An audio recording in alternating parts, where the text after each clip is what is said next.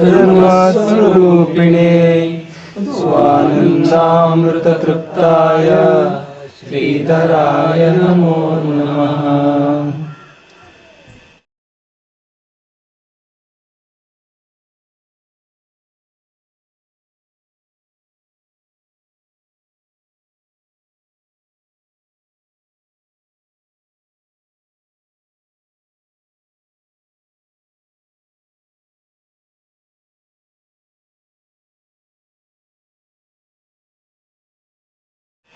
ಇವತ್ತು ನಾವು ನಮ್ಮ ಗುರುಗಳ ಜಯಂತಿ ಆಚರಿಸ್ತಾ ಇದ್ದಾವೆ. ಅವರಿಗೆ ಪ್ರೀತಿಪ್ಪಂತಹ ಒಂದೆರಡು ಮಾತಾಡೋಣ. ಅಧ್ಯಾತ್ಮದ ಎಲ್ಲ ವಿಷಯನೂ ಅವರಿಗೆ ಪ್ರೀತಿನೇ. ಯಾರಾದರೂ ಒಬ್ಬ ಅಧ್ಯಾತ್ಮಕ್ಕೆ ಹೋಗ್ತಾ ಅಂದರೆ ಬಹಳ ಆನಂದ ಪಡ್ತಿತ್ತು ಆ ಹೃದಯ. ಯಾಕೆ ಆ ಥರ ಆನಂದ ಆಗ್ತು ಇದರಲ್ಲಿ? ಅದು ಬರೀ ಆನಂದವೇ, ಆನಂದದ ಗಟ್ಟಿ. ಅದಕ್ಕೆಲ್ಲಿ ನೋಡಿರೋ ಆನಂದವೇ.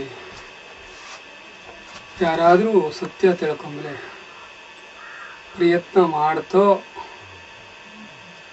ಕೇಳ್ಕೊಂಡ್ರೆ ಆನಂದ ಆಗ್ತಿತ್ತು. ಸಾಧನ ಕಾಲದಲ್ಲಿ ಮುಖ್ಯವಾಗಿ ಅವರು ತೋರಿಸಿದ್ದು ಎರಡು. ಒಂದು ಭಕ್ತಿ, ಮತ್ತೊಂದು ಸೇವೆ. ಈಗ ಭಕ್ತಿ ಸೇವೆ ಎರಡು ವಾಸ್ತವಿಕವಾಗಿ ಒಂದು. ಆ ಪವಿತ್ರ ಹೃದಯ ಸುಕೃತ, ಸುಸಂಸ್ಕೃತ ಹೃದಯಕ್ಕೆ ಸುಕೃತ ಕರೀತಾರೆ. ಸುಸಂಸ್ಕೃತ ಹೃದಯ ಅದು ಶುದ್ಧ ಭಕ್ತಿ ಮಾಡ್ತು, ಶುದ್ಧ ಭಕ್ತಿಯನ್ನ ಪ್ರಕಟಗೊಳಿಸ್ತು. ಹಾಗಾದ್ರೆ ಅಂತಹ ಶುದ್ಧ ಭಕ್ತಿ ಅಂದ್ರೆ ಏನು? ಈಗ ಶ್ರೀಧರಿಗೆ ಪ್ರಿಯ ಆದ ಮತ್ತು ಅವರು ವಿಶೇಷ ಪ್ರಮಾಣಗಳು ನಂಬುವಂತಹ ಶಂಕರಾಚಾರ್ಯರು, ನಾರದರು ಅವ್ರ ಹೇಳಿಕೆ ನೋಡಿ. ಆತ್ಮಾನುಸಂಧಾನವೇ ಭಕ್ತಿ ಹೇಳ್ತಾರೆ ಆಚಾರ್ಯ. ಆತ್ಮಾನುಸಂಧಾನವೇ ಭಕ್ತಿ ಅಂದ್ರೆ ಹೆಂಗಪ್ಪ? ಹಾಗಾಗಿ ನಾರದರು ಹೇಳಿದ್ರು, ಸಾತ್ವಸ್ಮಿನ್ ಪರಮ ಪ್ರೇಮ ರೂಪಾಚ. ಆ ಭಕ್ತಿ ಅಂದ್ರೆ ಅವನಲ್ಲಿ ನಾವು ತೋರಿಸುವಂತಹ ಪರಮ ಪ್ರೇಮ, ಪರಮ ಪ್ರೀತಿ. ಹಾಗಾದ್ರೆ ಜ್ಞಾನಿಗಳೇ ಇಬ್ರು, ಶಂಕರಾಚಾರ್ಯರು, ನಾರದರು. ಅಭಿಪ್ರಾಯ ಭೇದ ಇದ್ದರೆ ಹೇಗೆ? ಅಭಿಪ್ರಾಯ ಭೇದ ಖಂಡಿತ ಇಲ್ಲ. ಯಾಕೆ? ಜಗತ್ತಿನಲ್ಲಿ ಎಲ್ಲವಕ್ಕೂ ಅತ್ಯಂತ ಪ್ರಿಯವಾದದ್ದು ಆತ್ಮ ಹೇಳಿ ಶಾಸ್ತ್ರದಿಂದ, ಮಹಾತ್ಮರಿಂದ ನಿರ್ಣಯ ಆಚು. ಅವರ ಆತ್ಮವನ್ನು ಬಿಟ್ಟರೆ ಅವಕ್ಕೆ ಇನ್ನೊಂದು ಪ್ರೀತಿ ಇದ್ರೊಳದಿಕ್ಕಲು ಸಾಧ್ಯನೇ ಇಲ್ಲ. ಕಾರಣ ಇನ್ನೊಂದು ಇರ್ತಿಲ್ಲ. ನಾರದ್ರು ಹೇಳೋದು ಪರಮ ಪ್ರೇಮ. ಈ ಪರಮ ಪ್ರೇಮ ಯಾವ ರೀತಿ ಪ್ರಕಟ ಆಗ್ಲಕ್ಕೂ ಅದಕ್ಕೊಂದು ನಿರ್ದಿಷ್ಟ ನಿಯಮ ಹೇಳದಿದ್ದ ಹೇಗೆ ಇಲ್ಲ. ಯಾವುದೇ ಒಂದು ನಿಯಮದ ಚೌಕಟ್ಟಿಗೆ, ನಿರ್ದಿಷ್ಟ ನಿಯಮಗಳ ಚೌಕಟ್ಟಿಗೆ ಭಕ್ತಿ ಒಳಪಡ್ತಿಲ್ಲ. ಒಂದು ಉದಾಹರಣೆ ಹೇಳ್ತೀನಿ ನೋಡಿ. ಕೆಲವು ಜನ ಭಕ್ತಿಯಿಂದ ಕುಣಿತ, ಜೈ ಗುರುದತ್ತ, ಶ್ರೀ ಗುರುದತ್ತ, ಜೈ ಗುರುದತ್ತ, ಶ್ರೀ ಗುರುದತ್ತ. ಹಾಗಾದ್ರೆ ಇದು ವಿಕಾರವೇ? ಹೌದು. ಯಾರಿಗೆ ವಿಕಾರ? ಯಾರಲ್ಲಿ ಔಪಚಾರಿಕ ಭಕ್ತಿ ಇದ್ದೋ. ಔಪಚಾರಿಕ ಭಕ್ತಿ ಅಂದ್ರೆ ತಾತ್ಪರ್ಯ ಎಂತದು? ಉಪಚಾರಕ್ಕೆ ಮಾಡುವಂತಹದ್ದು. ನಿಮ್ಗೆ ಉಪಚಾರದ ಉದಾಹರಣೆ ನಾನು ಹೇಳದ್ದಿದ್ದು. ಏನು ಹೇಳಿ, ಯಾರೋ ಒಬ್ಬವ ಹುಡುಗ ಬಂದ, ತಮ್ಮ ನೀ ನನ್ನ ಮಗನ ಹಾಗೆಯೋ, ನನ್ನ ಸ್ವಲ್ಪ ಸೇವೆ ಮಾಡಿಬಿಟ್ಟಿದೆ, ಆದರೆ ನನ್ನ ಜಮೀನು ಮಾತ್ರ ಅಧಿಕೃತವಾದ ಮಗನಿಗೆ ಹೋಗ್ತು. ಇಲ್ಲವೊಂದು ತೋರಿಸಿದ್ದು ಔಪಚಾರಿಕ ಪ್ರೀತಿ, ಔಪಚಾರಿಕ ಇದು.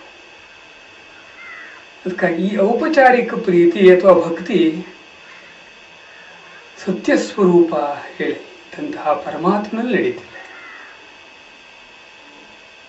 ಒಬ್ಬ ಶ್ರದ್ಧೆಯಿಂದ ಕುಣಿತ, ಅವನಿಗೆ ಹೊರಗಡೆ ಜನ ತನ್ನ ಬಗ್ಗೆ ಏನು ತಿಳ್ಕತ್ತೋ ಹೇಳುವಂತಹ ಭ್ರಮೆ ಇರುತ್ತಿಲ್ಲ. ಅದು ಬಹಳ ಶ್ರೇಷ್ಠ ಮಟ್ಟದ ಭಕ್ತಿ. ನೋಡಿ, ಇವತ್ತು ನೀವು ರಾಮಕೃಷ್ಣ ಪರಮಹಂಸರ ಫೋಟೋ ನೋಡಿದ್ರೆ ಕೈ ಮುಗಿತಿ. ಈಗ ಕೆಲವಕ್ಕೂ ಅವರಲ್ಲಿ ಗೌರವ ಇತ್ತು. ಹಾಗಾದ್ರೆ ಆ ಗೌರವದ ಹಿಂದೆ ಅವರು ತೋರಿಸಿದ ಭಕ್ತಿ ಅಥವಾ ಭಕ್ತಿಯ ರೀತಿಯನ್ನು ನೀವು ನೋಡಿದ್ರೆ, ಈಗ ಇವರನ್ನು ಟೀಕೆ ಮಾಡ್ದಂಗೆ ನೀಗಳು ಮಾಡ್ತಿದ್ದೆ. ಅವರನ್ನು ಒದ್ದೆ ಬಟ್ಟೆ ತೊಟ್ಟುಕೊಂಡು ಅಮ್ಮನವ್ರ ಮೂರ್ತಿ ಎದುರುಗಡೆ ತಕತೈ ನೃತ್ಯ ಮಾಡ್ತಿದ್ರು. ಹಾಗಿದ್ರೆ ಅವ್ರಿಗೆ ಭಕ್ತಿ ಇಲ್ಲಾಗಿತ್ತೆ. ಭಕ್ತಿಯ ಉದ್ರೇಕ, ಉನ್ಮತ್ತತೆ ಅದೆಲ್ಲ ಚಂದ. ಭಕ್ತಿಯಲ್ಲಿ ತಾನಾಗ ವ್ಯಕ್ತವಾದ ಭಕ್ತಿಯಲ್ಲಿ ಹೇಗಿದ್ರೂ ಚಂದ. ಯಾಕೆಂದ್ರೆ ಖುಷಿ ಪಡುವವನು ಅವನು ಖುಷಿ ಪಡ್ತಾನೆ, ಸಾಕಲ್ಲ. ಶ್ರೀಕೃಷ್ಣ ಪರಮಾತ್ಮ ಲೋಕಕ್ಕೆ ಆದರ್ಶ ಗುರು. ಇನ್ನೊಬ್ಬನು ಲೋಕಗುರು ಅಂತ ಹೇಳಿ ತಯಾರಾಗೋದಿಲ್ಲ. ಯಾಕೆ ಲೋಕಕ್ಕೆ ಆದರ್ಶ ಗುರು? ಅವನಲ್ಲಿ ಯಾವುದು ಮುಚ್ಚು ಮರೆ ಇಲ್ಲ, ಎಲ್ಲ ಎದುರುಗಡೆನೆ. ನಿಮಗೆ ತಿಳ್ಕೊಳ್ಳಿಕ್ಕೊಂದು ಉದಾಹರಣೆ ಹೇಳ್ತೇನೆ. ಉದ್ದವನು ಮಹಾತತ್ವಜ್ಞಾನಿ ಅಂತ ಹೇಳಿ ತಿಳ್ಕೊಂಡವನು ಗೋಕುಲಕ್ಕೆ ಶ್ರೀಕೃಷ್ಣ ಪರಮಾತ್ಮನ ಸಂದೇಶವನ್ನು ತಗೊಂಡು ಹೋದ.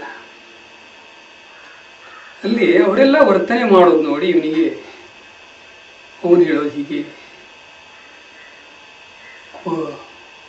ಈ ವಿಚಾರ ದುಷ್ಟ ಸ್ತ್ರೀಯ ಭಗವಾನ್, ಆ ಪವಿತ್ರ ಮೂರ್ತಿ, ಜ್ಞಾನಮೂರ್ತಿ, ಲೋಕಾಧ್ಯಕ್ಷನಾದ ಪರಮಾತ್ಮನಲ್ಲಿ ಕೇವಲ ವ್ಯಭಿಚಾರದ ಮಾತುಗಳನ್ನೇ ಆಡುವಂತಹ ಈ ಸ್ತ್ರೀಯರಲ್ಲಿ ಇಲ್ಲಿ ಎಷ್ಟೋ ಬ್ರಾಹ್ಮಣರಿದ್ದಾರೆ, ಯೋಗಿ ಜನ ಇದ್ದಾರೆ. ಅಂಥವರಿಗೆಲ್ಲ ಸಂದೇಶ ಕಳಿಸೋದು ಬಿಟ್ಟು ಪರಮಾತ್ಮ ಈ ಗೋಪಿಕಾ ಸ್ತ್ರೀಯರಿಗೆ ಸಂದೇಶ ಕಳಿಸಿದಾನಲ್ಲ. ಇವನಿಗೆ ಪರಮಾತ್ಮನಲ್ಲಿ ಸ್ವಲ್ಪ ಸಲಿಗೆನೂ ಇತ್ತು. ಪರಮಾತ್ಮ ಇದು ಹೇಗೆ ಅಂತ ಕೇಳ್ಕೊಂಡ. ಅವ ಪರಮಾತ್ಮ ಹೇಳ್ತಾನೆ ಒಂದು ಮಾತು, ಎಷ್ಟು ಚಂದ ನೋಡಿ, ಬಾಹ್ಯ ಧರ್ಮಾನ್ ಪರಿತ್ಯಜ್ಯ. ಇನ್ನೇನ್ ಬೇಕು ತಮ್ಮ? ಬಾಹ್ಯ ಧರ್ಮಗಳನ್ನು ಬಿಟ್ಟು ಅಂದ್ರೆ ಅರ್ಥಿಗೆ ಇನ್ನೊಬ್ಬರ ಸಲುವಾಗಿ ಬದುಕುವವನು. ನನ್ನ ಸಲುವಾಗಿ ಅವನೇನ್ ತಿಳ್ಕೊಳ್ಬಹುದು? ತಮ್ಮ, ನಿನಗೆ ಅವನ ಅನುಗ್ರಹ ಮಾಡೋದಿಲ್ಲ, ಶ್ರೀಕೃಷ್ಣ ಪರಮಾತ್ಮ ಅನುಗ್ರಹ ಮಾಡ್ತಾನೆ, ದತ್ತಸ್ವಾಮಿ ಅನುಗ್ರಹ ಮಾಡ್ತಾನೆ. ಅಷ್ಟು ಬುಡದಲ್ಲೇ ಜಾರ ಬೀಳ್ತೀರಿ, ಪರಮಾತ್ಮನ ಕೃಪೆ ಆಗಬೇಕು ಅಂದ್ರೆ ಹೇಗೆ? ಹೊರಗಿನ ಜನರು ತನ್ನನ್ನ ಪತಿವ್ರತೆ ಅಂತ ತಿಳ್ಕೊಳ್ಳೋದಿಲ್ಲ, ತಾನು ಕೆಟ್ಟ ಆಚಾರದವಳು ಅಂತ ತಿಳ್ಕೋತಾರೆ. ಇಂತಹ ಯಾವ ಭ್ರಮೆನೂ ಅವಳ ಅಂತಃಕರಣದಲ್ಲಿ, ಗೋಪಿಕಾಸ್ತ್ರೀ ಅಂತಃಕರಣದಲ್ಲಿ ಇರಲಿಲ್ಲ. ಅದು ಭಗವಂತನಿಗೆ ಇಷ್ಟ ಆಗಿತ್ತು. ನಿಮ್ಮ ಇಷ್ಟ ಕಟ್ಟಿಕೊಂಡು ಯಾರಿಗೆ ಏನಾಗಬೇಕಾಗಿದೆ? ಆ ಭಗವಂತನಿಗೆ ಇಷ್ಟ ಆಯಿತು ಅಂದ್ರೆ ಮುಗೀತಲ್ಲ, ಅವನಿಗೆ ಇಷ್ಟ ಆದದ್ದು. ಅದೇ ತರ ಭಕ್ತರು ಕುಣಿತಾನು. ಇದೇನು ಭಕ್ತಿನಪ್ಪ, ಈ ತರ ಹುಚ್ಚಾಗಿ ಕುಣಿತಾರೆ ಅಂತ ಕಾಣಿಸ್ತದೆ ಕೆಲವರಿಗೆ. ಆದ್ರೆ ತಮ್ಮ, ನಿಜವಾದ ಭಕ್ತಿಯಲ್ಲಿ ಹೊರಗಡೆ ಭ್ರಮೆ ಇರೋದಿಲ್ಲ ಅವರಿಗೆ. ಅದು ಕೃತ್ರಿಮ ಕೃತ್ರಿಮಾನು ಇರ್ಬೋದು, ಇಲ್ಲ ಅಂತಲ್ಲ. ಆದ್ರೆ ಅದಕ್ಕಾಗಿ ಆ ವಿಷಯದಲ್ಲಿ ಯಾರು ವಿಶೇಷ ತಲೆ ಕೆಡಿಸ್ಕೊಳ್ಳಬಾರದು. ಯಾಕೆಂದ್ರೆ ನಮ್ಮಲ್ಲಿ ಬಹಳ ಜನರು ಈ ವಿಷಯದಲ್ಲಿ ತಲೆ ಕೆಡಿಸ್ಕೊಳ್ಳೋರಿದ್ದಾರೆ. ಅವರು ಭಕ್ತಿ ಕಲೀಲಿ. ನೋಡಿ, ಕಣ್ಣು ಮುಚ್ಚಿ ದೇವರ ಎದುರುಗಡೆ ಕೈ ಮುಕ್ಕೊಂಡು ನೀವು ನಿಂತ್ರಿ ಅಂದ್ರೆ ನಿಮ್ಮ ಮನಸ್ಸು ಅಲ್ಲೇ ಇದೆ ಅಂತ ಅರ್ಥನಾ? ಅಲ್ಲ, ಖಂಡಿತ ಅಲ್ಲ. ಮನಸ್ಸು ಅಲ್ಲಿರೋದು ಅಥವಾ ನಿಮ್ಮ ಮನಸ್ಸಿನಲ್ಲಿ ನಾರಾಯಣ ಇರೋದು ಅಂದ್ರೆ ತಾತ್ಪರ್ಯ ಏನು ನೋಡಿ. ಯಾವನು ಉನ್ಮತ್ತನಾಗಿ ನಾಮಸ್ಮರಣೆ ಹೇಳ್ತಾ ಕುಣಿತಾನೋ ಆವಾಗ ಅವನ ಹೃದಯದಲ್ಲಿ ಕೇವಲ ದತ್ತನ ಮೂರ್ತಿ ಮಾತ್ರ ಪ್ರತಿಷ್ಠಾಪಿತ ಆಗಿರುತ್ತದೆ, ಮತ್ತೇನೂ ಇರೋದಿಲ್ಲ. ಅತ್ಯಂತ ಶುದ್ಧಾತ ಮಾತು, ಮತ್ಯಾವ ಗಲೀಜಿಲ್ಲ. ಸಾಕು ಪ್ರಪಂಚದ ಈ ಗಲೀಜು, ಮಿಥ್ಯೆ, ಕುಟಿಲತೆ ಇವುಗಳ ಮಧ್ಯದಲ್ಲಿ ಅದು ಈ ಕಲಿಕಾಲದಲ್ಲೂ ಆಗ ಒಂದೊಂದು ಕ್ಷಣ ಆದರೂ ದತ್ತನ ಇಟ್ಕೊಂಡು ಕುಣಿತಾರಲ್ಲ, ಅದೇ ಬಹಳ ತೃಪ್ತಿ ತರೋ ವಿಷಯ ನೋಡಿ. ವಿಶೇಷಣ ಬಾಲೋನ್ಮತ್ತ ಪಿಶಾಚ ವೇಷಾಯ. ನಮ್ಮ ದತ್ತರನ್ನು ಈ ಹೆಸರಲ್ಲಿ ಕರೆದಿದ್ದಾರೆ ಅಂತಂದ್ರೆ ದತ್ತ ಹಗರ ಅಂತ ಅರ್ಥ ಅಲ್ಲ. ಬಾಲೋನ್ಮತ್ತ, ಬಾಲಕನಂತೆ ಉನ್ಮತ್ತನಂತೆ ಅಥವಾ ಬಾಲಕನಂತೆ ಉನ್ಮತ್ತನಾಗಿ. ಪಿಶಾಚ ವೇಷಾಯ, ಯಾವ ವೇಷವನ್ನು ಲೋಕ ತನ್ನ ದೃಷ್ಟಿಯಲ್ಲಿ ಇದು ಕಲ್ಯಾಣಕರ, ಇದು ಶುಭ, ಇದು ಚಂದ ಅಂತ ಹೇಳೆಲ್ಲ ನಿರ್ಣಯ ಮಾಡಿಕೊಂಡು ಕೃತ್ರಿಮತನೇ ಜೀವನ ಅಂತ ಹೇಳಿ ದೃಢವಾಗಿ ನಂಬಿ ಸತ್ಯದಿಂದ ದೂರ ಹೋಗ್ತಾ ಇರ್ತದೋ ಅಂಥವರನ್ನು ಹತ್ರ ಎಳ್ಕೊಂಡು ಬರಲಿಕ್ಕೆ ಇನ್ನೂ ಒಳ್ಳೆ ಪ್ರಯತ್ನ ಇರೋದಿಲ್ಲ. ಅದೇ ಉನ್ಮತ್ತತೆ. ನೀವು ಒಂದು ಸರಿ ಶ್ರದ್ಧೆಯಿಂದ ಅವನ ಹೆಸರು ಹೇಳಿ ಎಷ್ಟು ಉನ್ಮತ್ತರಾಗ್ತೀರಿ. ನೀವು ಕೆಲವೊಮ್ಮೆ ಉನ್ಮತ್ತರಾಗಿ ಅಸಹಜ ಮಾತುಗಳನ್ನು ಆಡ್ತೀರಿ. ಆದರೆ ಇಲ್ಲದೆ ಹೋದ ವಿಷಯದಲ್ಲಿ ನನ್ನ ಮಗ ಶ್ರೀರಾಮಚಂದ್ರನಂತೆ ನಾರಾಯಣ ಆಗಲಿ, ಒಳ್ಳೆಯದೇ, ಹಾಗಾಗಬೇಕು. ಆದರೆ ಮೋಹದಿಂದ ಅವನಲ್ಲಿ ಇರುವಂತಹ ಅಲ್ಪ ಗುಣವನ್ನು ನಾವು ಮೋಹದಿಂದ ಆವೃತ ಹಾಕ್ಕೊಂಡು ಅಲ್ಲಿ ಶ್ರೀರಾಮನ ಗುಣವನ್ನು ನೋಡ್ಲಿಕ್ಕೆ ಪ್ರಯತ್ನ ಮಾಡ್ತೀವಿ, ಅಲ್ಲದೆ ಮಿಕ್ಕವರು ಹಾಗೆ ತಿಳ್ಕೋಬೇಕು ಅಂತ ಬಯಸ್ತೀವಿ. ನೋಡಿ, ಇಲ್ಲಿ ಹೀಗೆ ತಿಳ್ಕೊಳ್ಳೋದಕ್ಕಿಂತ ಆ ಸತ್ಯ ಸ್ವರೂಪ ನಿಮ್ಮೊಳಗೇ ಇದ್ದಂಥದ್ದು, ಹೊರಗಡೆ ಹುಡುಕುವಂತ ಅಂತಲ್ಲ. ಒಂದು ಕ್ಷಣ ಅಲ್ಲಿ ನೆಲೆಸಿ, ಅಲ್ಲಿ ನೆಲೆಸಿದಾಗ ಈ ಶರೀರ ಕುಣಿಲಿ, ನರ್ತನ ಮಾಡಲಿ, ಅಥವಾ ಉನ್ಮತ್ತನಂತೆ ಕೂಗಾಡ್ಲಿ, ಏನೂ ತೊಂದರೆ ಇಲ್ಲ. ನಾನು ಹೇಳಿದ್ನಲ್ಲ, ಅದು ಅವನಿಗೆ ಚಂದ ಕಾಣಿಸ್ತದೆ. ಭಕ್ತಿ ವಿಷಯ ಹೇಳ್ತಾ ಈ ವಿಷಯವನ್ನು ಯಾಕೆ ಹೆಚ್ಚು ಹೇಳದೆ ನಿಮಗೆ ಅಂದರೆ ನಮ್ಮಲ್ಲಿ ಕೆಲವು ಜನರು ಇವತ್ತಿಗೂ ಪಾಪ ತಪ್ಪು ತಿಳ್ಕೋತಾರೆ. ಇದೆಂತ ವಿಕೃತ ಭಕ್ತಿನಪ್ಪ, ಈ ಥರ ಹುಚ್ಚಾಪಟ್ಟೆ ಕುಣಿತಾರೆ, ಕುಡ್ದವ್ರು ಕುಡ್ದಂಗೆ ಕುಣಿತಾರೆ. ನಿಶ್ಚಯವಾಗಿ ಅವರು ಕುಡ್ದವ್ರೇ. ದತ್ತನ ನಾಮಸ್ಮರಣೆ, ದತ್ತನ ನಾಮ ಅನ್ನೋ ಸುರೇನು ಕುಡಿದಿದ್ದಾರೆ, ಅವರು ಉನ್ಮತ್ತರಾಗಿದ್ದಾರೆ. ತಮ್ಮ, ಇದೇ ಸೋಮರಸ, ಇದೇ ಸೋಮರಸ. ಶ್ರೀಕೃಷ್ಣ ನಾಮಾಮೃತ ಅನ್ನೋದೇ ಸೋಮ ಅಂಥೇಳಿ ವೇದವ್ಯಾಸರು ಹೇಳಿದ್ರು. ಸಾಂಕೃತಿ ಹೇಳ್ದ ದತ್ತನ ನಾಮಾಮೃತವೇ ಸೋಮ. ಅದನ್ನು ಕುಡಿದು ಋಷಿಗಳು ಅಮಲಾಗ್ತಿದ್ರು, ಕುಣಿತಿದ್ರು, ಏನೇನೋ ವಿಚಿತ್ರ ಮಾತುಗಳನ್ನು ಆಡ್ತಿದ್ರು. ಆದರೆ ಆ ವಿಚಿತ್ರ ಮಾತುಗಳ ಹಿಂದೆ ಅದ್ಭುತವಾದ ತತ್ವಜ್ಞಾನ ನೆಲೆಸಿರ್ತಿತ್ತು. ನಿಮಗೆ ಗೊತ್ತಿದ್ದ ಹಾಗೆ ಅಕ್ಕಲಕೋಟೆ ಮಹಾರಾಜರು ಅಂತಿದ್ರು. ದತ್ತಾತ್ರೇಯನ ಅವತಾರ. ನರಸಿಂಹ ಸರಸ್ವತಿಗಳೇ ಅದೇ ಶರೀರದಿಂದ ಮುಂದೆ ಕಾಣಿಸ್ಕೊಂಡಿದ್ದು.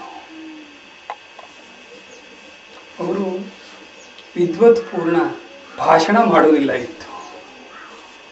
ಸ್ವಾಮಿ, ನೀವು ಯಾರು, ಎಲ್ಲಿಂದ ಬಂದ್ರಿ ಅಂದರೆ, ದತ್ತಪುರ, ಯಗಾಚಿ, ಚೋಡ್ರಾಲಿ. ಅರೇ, ಇದು ಎಲ್ಲಿಂದ ಬಂತಪ್ಪ, ಯಾರಿಗೆ ಅರ್ಥ ಆಗ್ತದೆ? ಈ ಥರದ್ದು ಯಾರಿಗೂ ಅರ್ಥನೇ ಆಗೋದಿಲ್ಲ.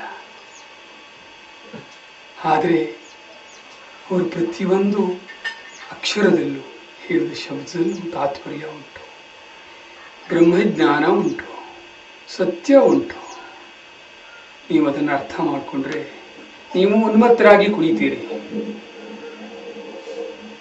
ದೇವಾನಾಂ ಪೂರಯೋಧ್ಯ, ವೇದದಲ್ಲಿ ಭೇದಿಸಲಾಗದ ದೇವತೆಗಳ ನಗರ ಅಂತ ಹೇಳಿ ಶರೀರವನ್ನು ಹೇಳಿದರು. ಇವರು ಸರಳಗನ್ನಡದಲ್ಲಿ ಹೇಳಿದರು ದತ್ತಪುರ. ದತ್ತಪುರ, ಈ ಶರೀರ ಯಾಕೆ ದತ್ತಪುರ ಅಂದ್ರೆ ಅವರು ಯಾಕಪ್ಪ, ಮೊದಲನೇ ಶಬ್ದನೇ ದತ್ತ. ಇದು ಕೊಡಲ್ಪಟ್ಟದ್ದು ತಮ್ಮ, ಇದನಿಂದಲ್ಲ, ಇದನಿಂದಲ್ಲ, ಕೊಡಲ್ಪಟ್ಟಿದ್ದು. ಕೊಡಲ್ಪಟ್ಟಿದ್ದು ಹೋಗಲೇಬೇಕು. ಮೊದಲಿಲ್ಲಾಗಿತ್ತು, ಈಗ ಬಂತು. ಕೊಡಲ್ಪಟ್ಟಿತ್ತು ಅಂದ್ರೆ ಅರ್ಥ ಏನಾಯಿತು? ಮೊದಲಿಲ್ಲಾಗಿತ್ತು, ಆಮೇಲೆ ಕೊಡಲ್ಪಟ್ಟಿತ್ತು. ಒಟ್ಟಾರೆ ನೀವು ಯಾರದ್ದಾದರೂ ಭಕ್ತಿ ಮಾಡೋ ರೀತಿಯನ್ನು ನೋಡಿ ವ್ಯಂಗ್ಯವಾಗಿ ಮಾತನಾಡಬೇಡಿ. ನಮಗೆ ಯಾರನ್ನ ಅಂತಃಕರಣವನ್ನು ಅಳೆಯೋ ಶಕ್ತಿ ಇದ್ರೂ ಮಾತ್ರ ಆ ಥರ ಹೇಳಬೇಕು. ನೀವು ಸಾಧ್ಯವಾದರೆ ಹೊರಗಿನ ಜನರು ಈ ರೀತಿ ಮಾತಾಡಬಹುದು, ಆ ರೀತಿ ಮಾತಾಡಬಹುದು ಅನ್ನುವಂತಹ ಭ್ರಮೆ ಬಿಟ್ಟು ದತ್ತನ ನಾಮಸ್ಮರಣೆಯಲ್ಲಿ ತನ್ಮಯ ಆಗಲಿಕ್ಕೆ ಪ್ರಯತ್ನ ಮಾಡಿ. ಈ ಥರ ಈಗ ಭಕ್ತಿಯ ವಿಷಯದಲ್ಲಿ ನೋಡಿ, ಭಕ್ತಿಯನ್ನ ಎರಡು ವಿಧವಾಗಿ ವಿಂಗಡಿಸಿರ್ತಾರೆ. ಒಂದು ಔಪಚಾರಿಕ,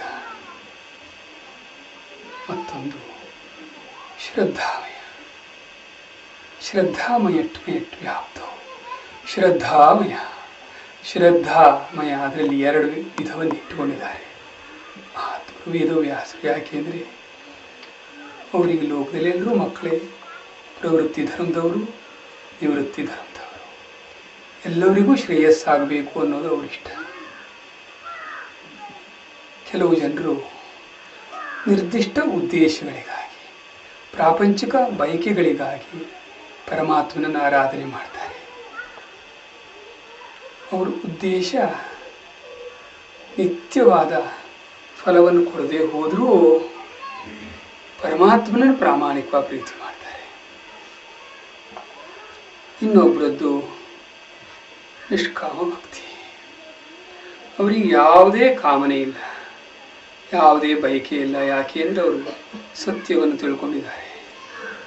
ಇಲ್ಲಿ ಯಾವುದು ಯಾರು ತಗೊಳ್ಳುವಂಥದ್ದು ಕೊಡುವಂಥದ್ದು ಏನೂ ಇಲ್ಲ ಅಂತ. ಆದ್ದರಿಂದ ಸತ್ಯವನ್ನು ತಿಳಿದವರು ಅವರೇ. ಇಲ್ಲಿ ಔಪಚಾರಿಕ ಭಕ್ತಿಗಿಂತ ಪ್ರಾಮಾಣಿಕ ಇದ್ದ ಕಾಮ್ಯ ಭಕ್ತಿ ಅಡ್ಡಿಲ್ಲ. ಯಾಕೆಂದರೆ ಒಂದಲ್ಲ ಒಂದಿನ ಅದು ನಿಮ್ಮನ್ನು ಪರಮಾತ್ಮನ ಹತ್ರ ಕರ್ಕೊಂಡು ಹೋಗ್ತದೆ. ಪರಮಾತ್ಮನ ದರ್ಶನ ಆದಮೇಲಾದರೂ ವಿವೇಕ ಉದಯ ಆಗ್ತದೆ. ಹಾಗಾದರೆ ಮೊದಲಾದ ದರ್ಶನ, ಪರಮಾತ್ಮನ ದರ್ಶನ ವಿವೇಕದಿಂದ ಆಗಿದ್ದಲ್ವೇ? ವಿವೇಕ ಇಲ್ಲದೆ ಹೋದಾಗಲೂ ಪರಮಾತ್ಮನ ದರ್ಶನ ಆಗ್ತದೆಯೇ? ಇದು ನಿಮಗೆ ಬರೋ ಸಂದೇಹ. ಇಲ್ಲಿ ಆ ಥರ ಸಂದೇಹ ಪಡೋ ಅವಶ್ಯಕತೆ ಇಲ್ಲ. ಕಾರಣ ಎರಡೂ ಕಡೆಗೂ ಅಂತಸ್ಥಂ ದೈವಮಾರಾಧ್ಯಂ, ನಿಮ್ಮ ಒಳಗೇ ಇರುವಂತಹ ದೈವ ಹೊರಗಡೆ ಕಾಣಿಸ್ಕೊಳ್ಳೋದು ನಿಮ್ಮ ಭಕ್ತಿಯ ತೀವ್ರತೆಯಿಂದ, ನಿಮ್ಮ ಯಾವುದೋ ಒಂದು ವಿಚಿತ್ರ ಸಾಮರ್ಥ್ಯದಿಂದ ಅದೇ ಒಳಗಡೆಗೂ ಕಾಣಿಸ್ಕೊಳ್ತು. ಈಗ ಶ್ರೀಧರ ಸ್ವಾಮಿಗಳಿಗೆ ಭಕ್ತಿ ಒಂದು ಇಷ್ಟವಾದದ್ದಾಗಿತ್ತು ಹೇಳೋದಕ್ಕಿಂತ ಅವರು ಭಕ್ತಿಯ ಸ್ವರೂಪರೇ ಆಗಿದ್ರು. ಅವರು ಸೇವೆ ಮಾಡಿದ ರೀತಿ ನೋಡಿ ನೀವು. ನೀ ಸರಿ ಮಾಡಿಲ್ಲ, ನೀನು ಕಳ್ಳ, ಲೋಕದ ಪರಿವೇ ಇಲ್ಲ, ನೀನು ಕತ್ತೆ ಹೇಳಬಾರ್ದು ಅಂತ ಮಾತನ್ನೆಲ್ಲ ಹೇಳಿದ್ರು. ಆದ್ರೂ ಅವರಿಗೆ ಬೇಸರ ಆಗಲಿಲ್ಲ. ಅದರಲ್ಲೂ ತನ್ನ ಗುರುವಿನ ಮಹಿಮೆ ನೋಡಿದ್ರು. ಹೌದು, ನಾನು ಕತ್ತೇನೆ, ಆದ್ರೆ ಸಮರ್ಥರ ಅನುಗ್ರಹ ಇದ್ರೆ ಕತ್ತೇನು ಕುದುರೆ ಆಗ್ತದೆ. ನೋಡಿ, ಒಬ್ಬನ ನಿಂದೆ ಮಾಡೋಳು ಅದ್ರಲ್ಲಿ ಗುರು ಮಹಿಮೆನೇ ಕಾಣ್ತದೆ ಅವರಿಗೆ. ನಿಂದೆಯಲ್ಲೂ ಗುರು ಮಹಿಮೆನೇ ಕಾಣುವಂತಹ ಭಕ್ತಿ. ಇನ್ನೆಂತ ಭಕ್ತಿ ಬೇಕು ತಮ್ಮ ನಮಗೆ? ಇನ್ನೂ ಒಳ್ಳೆ ಭಕ್ತಿ ಅನ್ನೋದು ಎಲ್ಲೂ ಸಿಕ್ಕೋದಿಲ್ಲ, ಯಾರಿಗೂ ಸಿಕ್ಕೋದಿಲ್ಲ. ಲೋಕಕ್ಕೆ ಮಾದರಿ ಅಂದ್ರೆ ಅದೇ. ನಾವು ಪಾಠ ಕಲ್ತ್ಕೋಬೇಕು. ಯಾರಾದ್ರೂ ಅಕಸ್ಮಾತ್ ಒಂದು ದಿವಸ ಎಲ್ಲರೂ ಅರವಿಂದ್ ಹೆಗಡೇರಿ ಅಂತ ಕರೀತಿದ್ರು. ಒಬ್ಬರಿಗೆ ಅರವಿಂದೋ ಅಂತ, ಇವನು ಆ ಕಡೆ ಈ ಕಡೆ ನೋಡ್ಕೊಂಡ್ರೆ ತನ್ನ ಹಿಂಗ್ ಕರೆದ್ಬಿಟ್ನಲ್ಲ, ಇವರೆಲ್ಲ ಏನ್ ತಿಳ್ಕೊಂಡ್ರು ತನ್ನ ಬಗ್ಗೆ. ತಕ್ಷಣ ನಾವು ಜಾರದಂಗಾಯ್ತು. ಯಾಕೆ ನಮ್ಮಲ್ಲಿ ಅಭಿಮಾನ ಕೆಲಸ ಮಾಡ್ತು ಅಂತ ಲೆಕ್ಕ. ಅವನ ಬಗ್ಗೆ ಬೇಜಾರಾಗಿದ್ದು ನಮಗೆ. ನಮ್ಮ ಅಭಿಮಾನದ ನಿಮಿತ್ತದಿಂದ ಅವನ ಮಾತೇ ಮುಖ್ಯ ಅಲ್ಲ, ನಮ್ಮಲ್ಲಿದ್ದ ಅಭಿಮಾನ ಮುಖ್ಯ ಆಗಿತ್ತು. ಅವ್ರು ಹಾಗೆ ಕರೆದಾಕ್ಷಣ ಯಾರೂ ನಿಮ್ಮನ್ನು ಹಗರಾಗಿ ನೋಡೋದಿಲ್ಲ, ಅದು ನಿಮ್ಮ ಭ್ರಮೆ. ಆದ್ರೆ ನಮ್ಗೆ ಆ ಗುಂಗು ಹೋಗೋದಿಲ್ಲ, ಆ ಭ್ರಮೆ ಹೋಗೋದಿಲ್ಲ. ಅದನ್ನು ನಾವು ತೆಕ್ಕೋಬೇಕು ಪ್ರಯತ್ನಪೂರ್ವಕವಾಗಿ. ಇಲ್ಲದೆ ಹೋದದ್ದನ್ನೆಲ್ಲ ಪಡೆಯಲಿಕ್ಕೆ ಪ್ರಯತ್ನ ಮಾಡ್ತೀವಿ, ಇದ್ದದ್ದನ್ನು ಪಡೆಯಲಿಕ್ಕೆ ಪ್ರಯತ್ನ ಮಾಡಬೇಕು. ಅದೇ ನಮ್ಮ ಶ್ರೀಧರರು ಹೇಳ್ತಾ ಇದ್ದದ್ದು. ಅವರು ಎಲ್ಲವರಲ್ಲೂ ಬ್ರಹ್ಮವಸ್ತುವನ್ನು ನೋಡ್ತಿದ್ರು ಅನ್ನೋದಕ್ಕೊಂದು ಸಣ್ಣ ಉದಾಹರಣೆ ಹೇಳ್ತೀನಿ. ಒಮ್ಮೆ ಶೀಗೇಹಳ್ಳಿಯಲ್ಲಿ, ಇಲ್ಲಿ ಯಾರಾದರೂ ಶ್ರೀಧರ ಸ್ವಾಮಿಗಳು ಹತ್ತಿರಿದ್ರೆ ಅವರಿಗೂ ಗೊತ್ತಿರಬಹುದು, ಅವರಿಗೆ ಕ್ಷೌರ ಮಾಡಿಸ್ಲಿಕ್ಕೆ ಒಬ್ಬನು ಕ್ಷೌರಿಕ ಬಂದಿದ್ದ. ಅವನಿಗೆ ಏನಾಗಿದೆ, ಸ್ವಾಮಿಗಳ ಹತ್ರ ಹೋಗ್ಲಿಕ್ಕೆ ಭಯ. ಅಯ್ಯೋ, ಶ್ರೀಧರ ಸ್ವಾಮಿಗಳು, ಅವ್ರ ಹತ್ರ ನಾನು ಹೆಂಗೆ ಹೋಗೋದು ಅಂತೇಳಿ. ಅವಾಗ ಅವನ ಭಯ ಅರ್ಥ ಆಗಿ ಸ್ವಾಮಿಗಳಂದ್ರು, ತಮ್ಮ ಬಾರೋ, ಭಯ ಪಡಬೇಡ, ನೀನು ಬ್ರಹ್ಮವಸ್ತುವೇ. ಆಹಾ, ನೋಡಿ, ಇದೆಲ್ಲ ನಾಟಕದ ಮಾತಲ್ಲ, ಸತ್ಯವಾದ ಮಾತು. ನಿಮ್ಮಂತಃಕರಣದಲ್ಲೂ ಈ ಭಾವನೆ ಬರಬೇಕು. ಯಾಕೆ ದಾಕ್ಷಿಣ್ಯ ಮಾಡ್ಕೋತೀರಿ ಸತ್ಯವನ್ನು ಧಾರಣೆ ಮಾಡಲಿಕ್ಕೆ? ಧಾರಣೆ ಮಾಡಿ. ಯಾಕೆಂದ್ರೆ ಶಾಸ್ತ್ರಗಳು, ಹಿಂದಿನ ಮಹಾತ್ಮರು, ಆಚಾರ್ಯರು, ನಿಮ್ಮ ಗುರುಗಳು ಎಲ್ಲ ಹೇಳೋ ಸತ್ಯನೇ ಇರ್ತದೆ. ಇದ್ದ ವಸ್ತುವನ್ನು ಪಡೀಲಿಕ್ಕೆ ಹೇಳ್ತಾರೆ ಅವರು. ಇಲ್ಲದೆ ಹೋದಿದ್ದನ್ನು ಪಡೀಲಿಕ್ಕೆ ನೀವು ಪ್ರಯತ್ನ ಮಾಡಿ ವಿಫಲರಾಗಿ ದುಃಖ ಪಡಬೇಡಿ. ಇಲ್ಲಿ ದುಃಖ ಅನ್ನೋದು ಕೇವಲ ನಿಮ್ಮ ಕಲ್ಪನೆ ಅಂಥೇಳಿ ಮಹಾತ್ಮರು ಉಪದೇಶ ಮಾಡ್ತಾರೆ. ಉಪದೇಶವನ್ನು ಕುರಿತು ನೀವು ಯೋಚನೆ ಮಾಡಿ. ಹಾಗಾದ್ರೆ ಈ ಸೇವೆ ಮತ್ತು ಭಕ್ತಿಯನ್ನ ಶ್ರೀಧರರಿಗೆ ಹಿಡಿಸುವ ಹಾಗೆ ಮಾಡೋದು ಹೇಗೆ? ಮತ್ತೊಬ್ಬರು ಕೇಳುವುದು, ಪದೇ ಪದೇ ನೀವು ಯಾಕೆ ಶ್ರೀಧರರಿಗೆ ಹಿಡಿಸುವ ಹಾಗೆ ಅಂತ ಹೇಳ್ತೀರಿ? ತಮ್ಮ, ಹೊಂದದವರನ್ನ ನೀನು ಆದರ್ಶವನ್ನಾಗಿಟ್ಕೋ. ಯಾರು ಹೊಂದಿದಾರೋ ಅವರನ್ನ ಆದರ್ಶವಾಗಿಟ್ಕೋ. ಯಾಕೆಂದ್ರೆ ಹೊಂದುವವನ ಲಕ್ಷಣ ಅಲ್ಲಿ ಎದ್ದು ಕಾಣಿಸ್ತದೆ.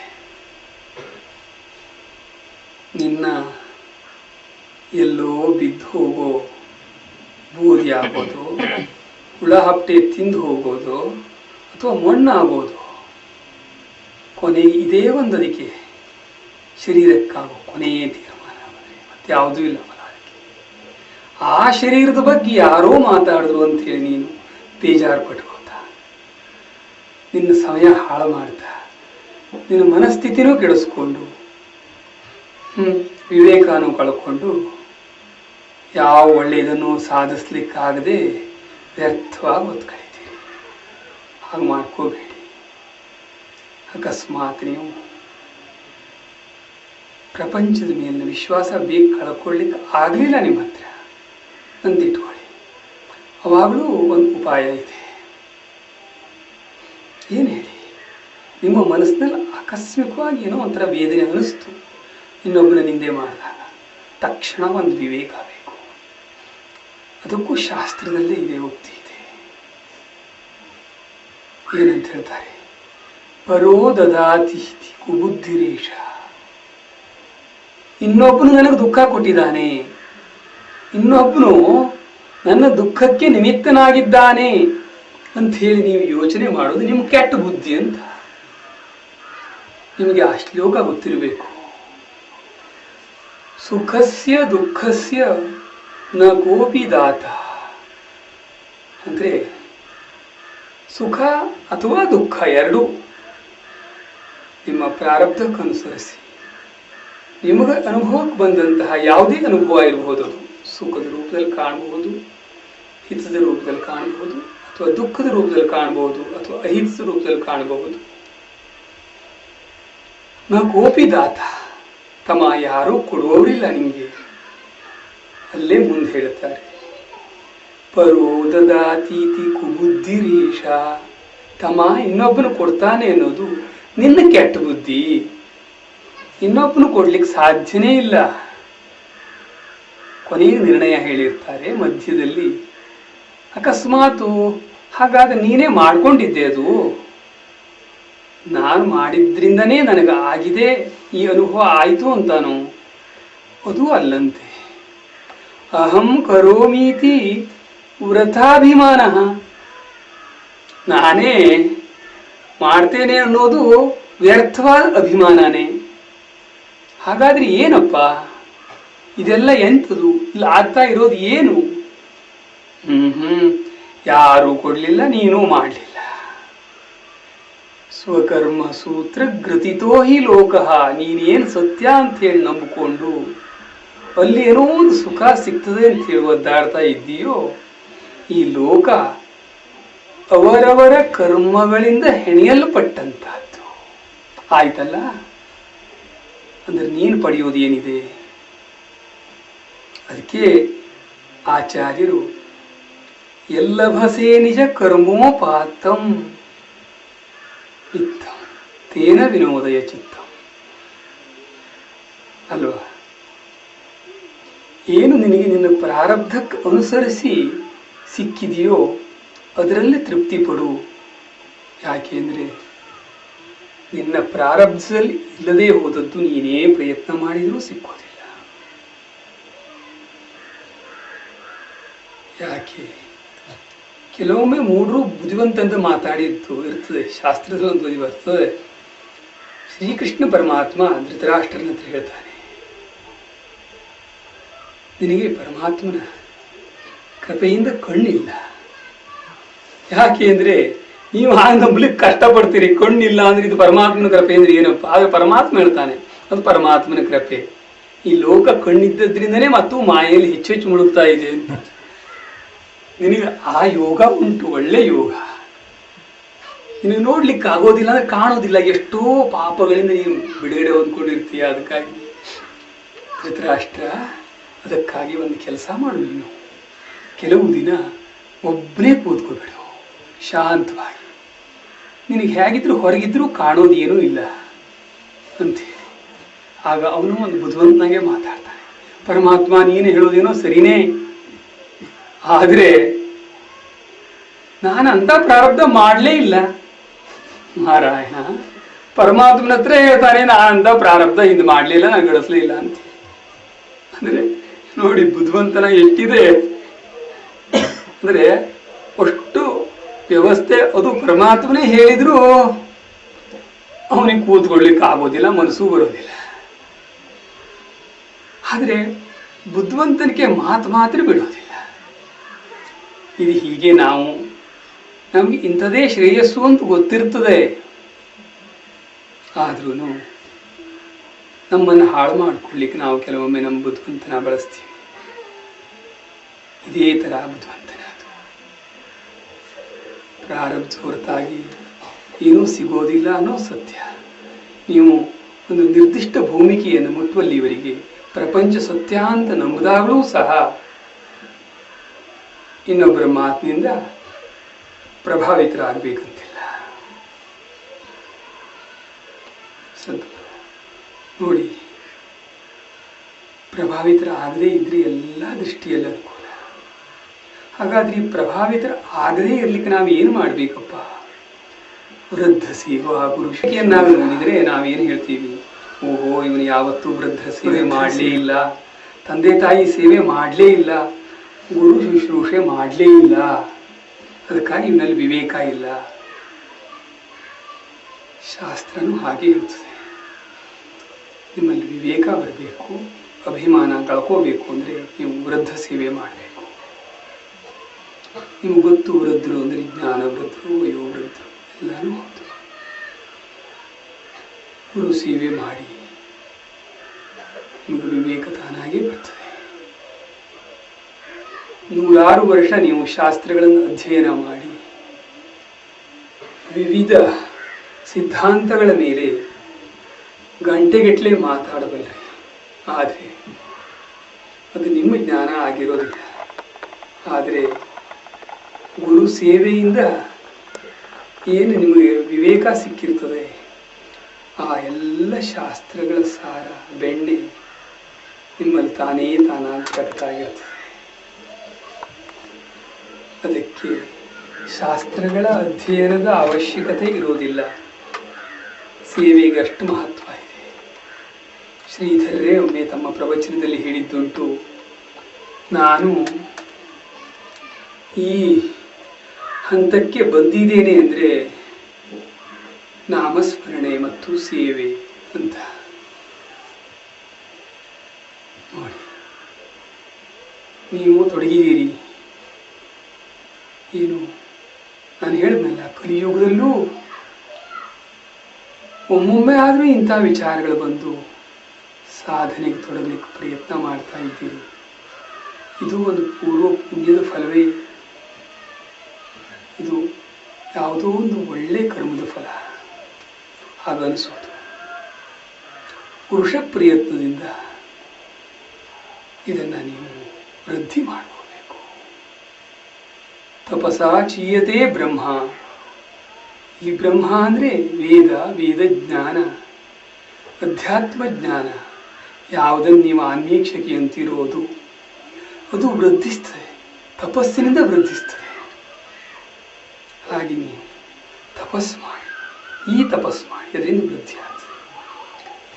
ಹಾಗಾದರೆ ಪುರುಷ ಪ್ರಯತ್ನದಿಂದ ಸಾಧ್ಯನೇ?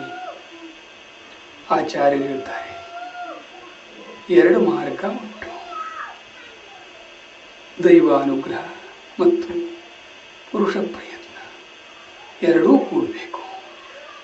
ಎರಡೂ ಕೂಡಿದಾಗ ಫಲ ನಿಶ್ಚಿತ. ನೋಡಿ, ಪುರುಷ ಪ್ರಯತ್ನ ಆಲಸ್ಯಾದಿಗಳಿಂದ ತಪ್ಪಿಸ್ಕೋಬಹುದು, ದೈವಾನುಗ್ರಹ ಆಗಲ್ಲ. ಒಂದ್ಸರಿ ನೀವು ಶ್ರದ್ಧೆಯಿಂದ ದತ್ತನಿಗೆ ಅಥವಾ ಗುರುವಿಗೆ ಶರಣಾದ್ರಿ ಅಂದರೆ ನೀವು ಬಿಟ್ಟರೂ ಅವನು ಬಿಡೋದಿಲ್ಲ, ಖಂಡಿತ ಸೆಳ್ಕೋತಾನೆ. ನೀವು ಹತ್ತಿರ ಬರಲಿಕ್ಕೆ ಏನೇನು ಮಾಡಬೇಕೋ ಅಂಥದನ್ನೆಲ್ಲ ಮೊದಲು ಮೇಲಿನ ಮೇಲೆ ಪ್ರಯತ್ನ ಮಾಡ್ತಾನೆ. ಇಲ್ಲದೆ ಹೋದರೆ ಬುಡಕ್ಕೆ ಕೈ ಹಾಕಿ ಹೇಳ್ಕೊಂಡು ಬರ್ತಾನೆ.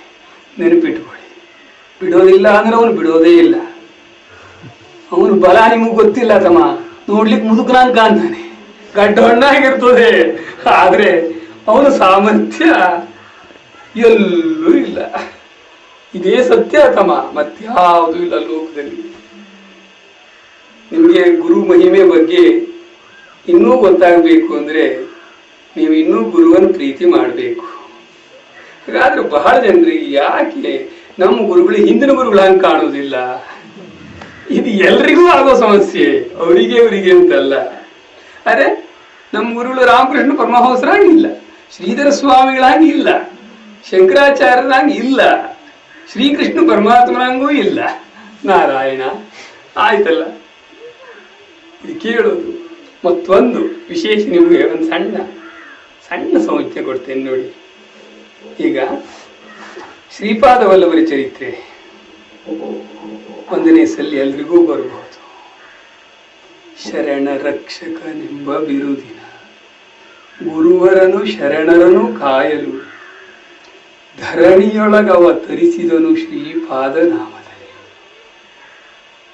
ಆ ಶ್ರೀಪಾದ ವಲ್ಲಭರ ಚರಿತ್ರೆ ಹೇಳ್ತಾ ನೀವು ಆನಂದ ಪಡ್ತೀರಿ.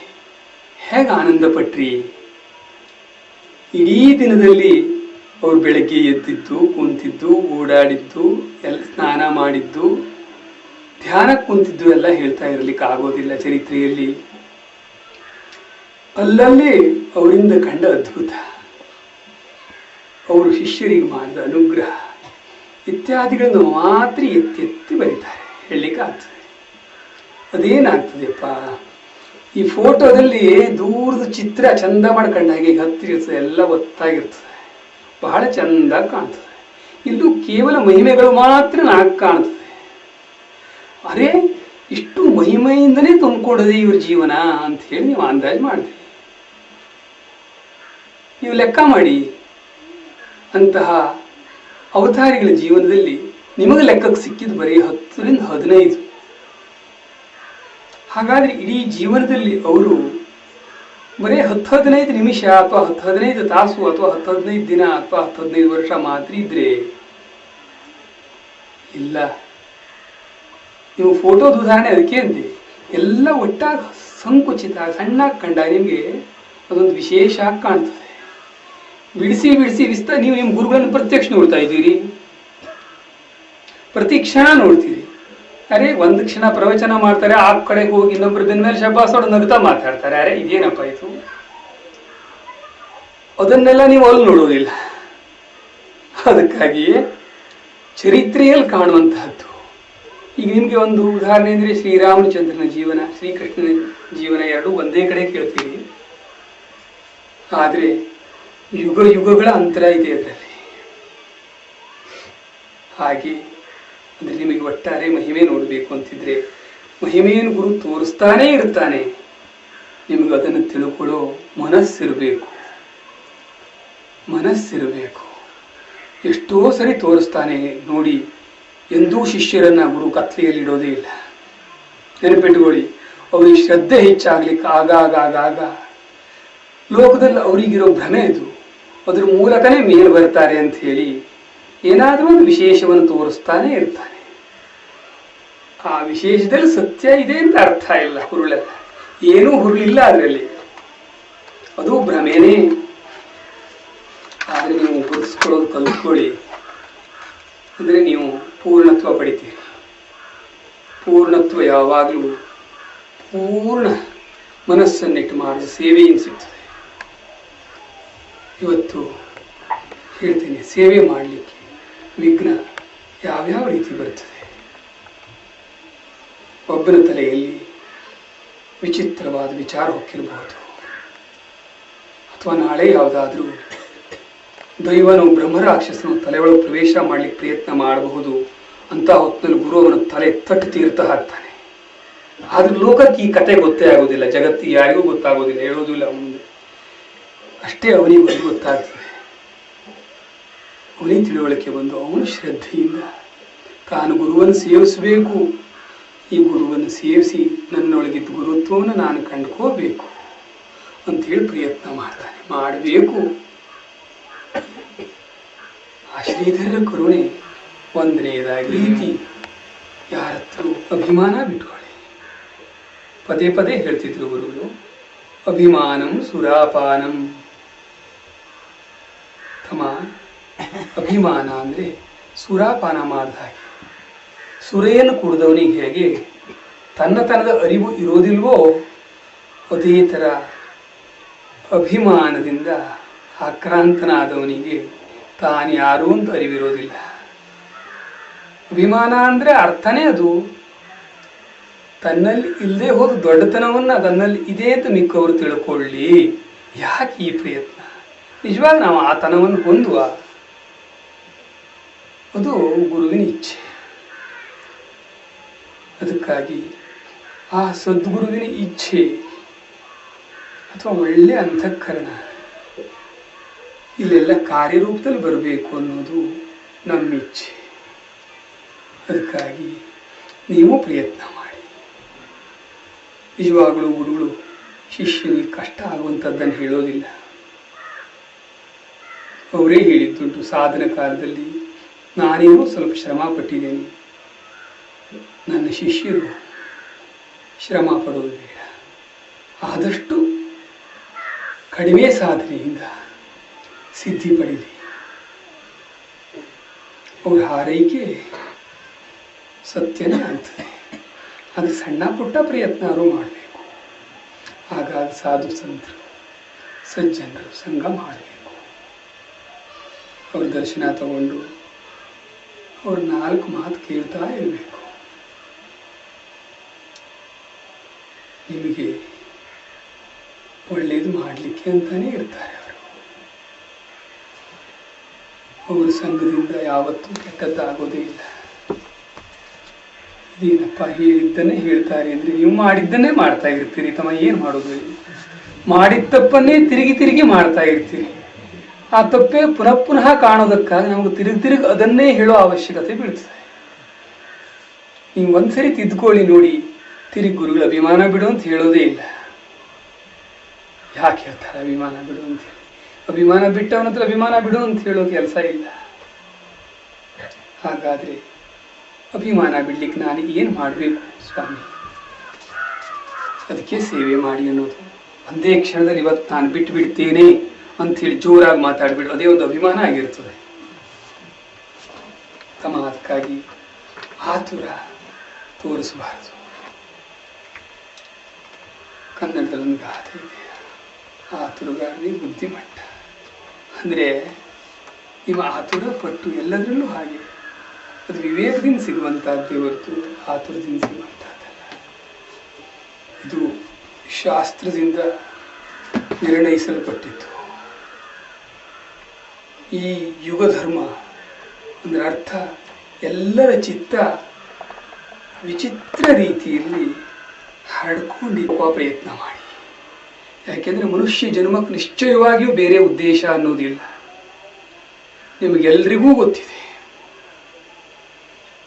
ಬೇರೆ ಯಾವ ಉದ್ದೇಶನೂ ಇಲ್ಲ. ಇದು ಒಂದೇ, ನೀವು ಯಾರು ಅಂತ ಗುರುತಿಸ್ಕೊಳ್ಳೋದು ಬಿಟ್ಟರೆ ಮತ್ತೆ ಬೇರೆ ಉದ್ದೇಶ ಇಲ್ಲ. ಆತ್ಮಜ್ಞಾನ ಮಾತ್ರ, ಬ್ರಹ್ಮಜ್ಞಾನ ಮಾತ್ರ.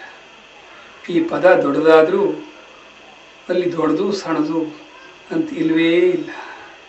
ಕೇವಲ ನಿಮ್ಮ ಸ್ವರೂಪ ಮಾತ್ರ ನೆಲೆಸ್ಕೊಂಡಿದೆ. ಅದಕ್ಕೆ ಪರಮಾತ್ಮ ಹೇಳ್ತಾನೆ, ಮತ್ ಕರ್ಮ ಕನ್ಮತ್ ಪರ, ಅಷ್ಟು ಮತ್ ಪರ, ನನ್ನ ಪರ ಆಗಿ ನನ್ನ ಕಡೆಗೇ ನೋಡಿ, ನನ್ನನ್ನೇ ಸೇವಿಸಿ, ನನ್ನತನ ಬಿಟ್ಟು ಬೇರೆದನ್ನು ನೋಡ್ಲಿಕ್ಕೆ ಹೋಗಬೇಡಿ. ಹಾಗಾದರೆ ಪರಮಾತ್ಮ ತನ್ನ ಶರೀರವನ್ನು ಕುರಿತು ಹೇಳಿದ್ನೇ ಇಲ್ಲ. ನೋಡಿ, ಯಾವ ತತ್ವ ಇಡೀ ವಿಶ್ವವನ್ನು ವ್ಯಾಪಿಸಿಕೊಂಡಿದೆಯೋ, ವಿಶ್ವದ ಕಲ್ಪನೆ ಇದ್ದದ್ದಕ್ಕಾಗಿ ವಿಶ್ವ ಅಂತ ಹೇಳ್ತಾ ಇದ್ದೀವಿ, ವ್ಯಾಪಿಸ್ಕೊಂಡಿದೆಯೋ ಆ ತತ್ವ ನಿಮ್ಮನ್ನು ಬಿಟ್ಟಿರ್ಲಿಕ್ಕೆ ಸಾಧ್ಯ ಇಲ್ಲ. ಎಲ್ಲವರಲ್ಲೂ ಒಂದೇ ರೀತಿಯಾಗಿ ನಾನು ನಾನು ನಾನು ನಾನು ಒಂದು ಪ್ರಕಟ ಆಗ್ತಾ ಇರೋ, ಪ್ರಕಟ ಆಗಲಿಕ್ಕೆ ಕಾರಣ ಆಗಿರೋ ಆ ಮೂಲ ಸತ್ಯ ಏನುಂಟು ನನ್ನಲ್ಲೂ ಅದೇ ಉಂಟು. ನಾನು ಕಂಡುಕೊಂಡಾಗ ನೀವು ಕಂಡುಕೊಳ್ಳಿ. ಆವಾಗಿನ ಸ್ಥಿತಿ ಅನುಭವಿಸಿ, ಅದೇ ನಿಮ್ಮ ಮೂಲ ಸ್ವರೂಪ. ಆ ಸ್ವರೂಪವನ್ನು ನೀವೆಲ್ಲರೂ ಪಡೀಲಿ ಅನ್ನೋದೇ ಶ್ರೀಧರ ಸ್ವಾಮಿಗಳ ಇಚ್ಛೆ ಆಯಿತು. ಅದಕ್ಕಾಗಿ ಪ್ರತಿಯೊಂದು ಪ್ರವಚನದ ಕೊನೆಯಲ್ಲೂ ಎಲ್ಲರೂ ಆನಂದ ರೂಪಿಗಳಾಗಿರಿ ಹೇಳ್ತಿದ್ರು. ಇರಲಿ ತಮ್ಮ, ನಾವು ಜಗತ್ತಿನಿಂದ ಅನೇಕ ಪಾಠ ಕಲಿತೀವಿ. ಕೃತ್ರಿಮತೆಯನ್ನು ಮಾಡಿದರೆ ದುಃಖ ಬರುತ್ತದೆ, ಕೃತ್ರಿಮದಿಂದ ಎಂದೂ ಸುಖ ಸಿಕ್ಕೋದಿಲ್ಲ ಅಂತ ಎಲ್ರಿಗೂ ಅನುಭವಕ್ಕೆ ಬಂದಿರ್ತದೆ. ನೀವಾದರೂ ಗುರು ಭಕ್ತರು, ವಿವೇಕಿಗಳ ಆಗ್ಲಿಕ್ಕೆ ಪ್ರಯತ್ನ ಮಾಡ್ತಾ ಇದ್ದವರು ತಿರುಗಿ ಮತ್ತು ಅದೇ ಕೃತ್ರಿಮ ಪ್ರಯತ್ನ ಮಾಡಲಿಕ್ಕೆ ಹೋಗಬೇಡಿ. ಆದಷ್ಟು ದಿನದಲ್ಲಿ ಹೆಚ್ಚು ಹೊತ್ತನ್ನು ದತ್ತನ ನಾಮಸ್ಮರಣೆ, ಗುರುನಾಮಸ್ಮರಣೆ, ಗೀತಾದಿಗಳ ಪಠನ, ಧ್ಯಾನಾದಿಗಳು ಇತ್ಯಾದಿಗಳಲ್ಲಿ. ಸತ್ಯ ಏನಪ್ಪ? ಗುಂಜಾ ಪುಂಜಾದಿ ದೈಹೇತ ನಾನ್ಯಾರೋಪಿತ ವಹ್ನಿನ. ಇದು ಸತ್ಯ. ನೀವೆಲ್ಲ ಕಳ್ಕೊಂಡ ಮೇಲೆ ಈ ಸ್ಥಿತಿಯಲ್ಲಿ ಇರ್ತೀವಿ. ಪ್ರಪಂಚ ಕಾಣ್ತದೆ ಹೇಗಪ್ಪ? ಹಾಗಾದ್ರೆ ಗುಂಜಾ ಪುಂಜಾದಿ ದೈಹೇತ ನಾನ್ಯಾರೋಪಿತ ವಹ್ನಿನ ಅಂದ್ರೆ ಅರ್ಥ ಏನಪ್ಪ? ನೀವು ಕೆಲವು ವೈದಿಕರಿದ್ದೀರಿ, ತಾತ್ಪರ್ಯ ಗ್ರಹಿಸಿ. ಗುಲ್ಗುಂಜಿನೋ ಅಥವಾ ಯಾವುದಾದ್ರೂ ಒಂದು ರತ್ನನೋ ಹೊಳಿತದೆ, ಬೆಂಕಿ ಹಾಕಿ ಕಾಣಿಸ್ತದೆ. ಆದರೆ ಅದು ಬೆಂಕಿ ಹಾಕಿ ಕಾಣಿಸ್ತದೆ ಅಂದ್ರೆ ಅರ್ಥ ಇನ್ಯಾವುದೋ ಒಂದು ಆರೋಪಿತವಾದ ಬೆಂಕಿಯಿಂದ ಅದು ಹಾಗಾಗ್ತಾ ಇಲ್ಲ. ಅದು ಅದರ ಧರ್ಮ, ಅದರ ಸ್ವಭಾವ. ಇಲ್ಲಿ ಕಂಡು ಬರುವ ಲೋಕ ವಾಸ್ತವಿಕ ಮಾಯೆಯ ಕಾರ್ಯ. ಮಾಯೆ ಅನ್ನೋದು ನನ್ನ ಸ್ವಭಾವ ತಮ್ಮ, ಅದ್ರ ಹೊರತಾಗಿ ಇನ್ನೇನೂ ಇಲ್ಲ. ಅದು ಒಂದು ಸತ್ಯ. ಕನಿಷ್ಠ ಇಷ್ಟಾದ್ರೂ ಗುರುವಾಕ್ಯದಲ್ಲಿ ವಿಶ್ವಾಸ ಇದೆ. ಅದಕ್ಕೆ ಪ್ರಯತ್ನ ಮಾಡಿ. ನಿಶ್ಚಯವಾಗಿ ಗುರು ಕರುಣೆ ತೋರಿಸಿ ನಿಮಗೆ ಆ ಜ್ಞಾನ ಸಿಗಲಿಕ್ಕೆ ಅನುಕೂಲ ಮಾಡ್ತಾನೆ, ಅನುಗ್ರಹ ಮಾಡ್ತಾನೆ. ಎಲ್ಲರೂ ಭಕ್ತಿಯಿಂದ ಏಕೈವ ಪರಬ್ರಹ್ಮ ಪರಮಾತ್ಮ ದಿಗಂಬರಃ ಸ್ವಯಮೇವ ಗುರು ಸಾಕ್ಷಾತ್ ಸುಖಾಯ ಪಾತು ನಃ ಸದಾ.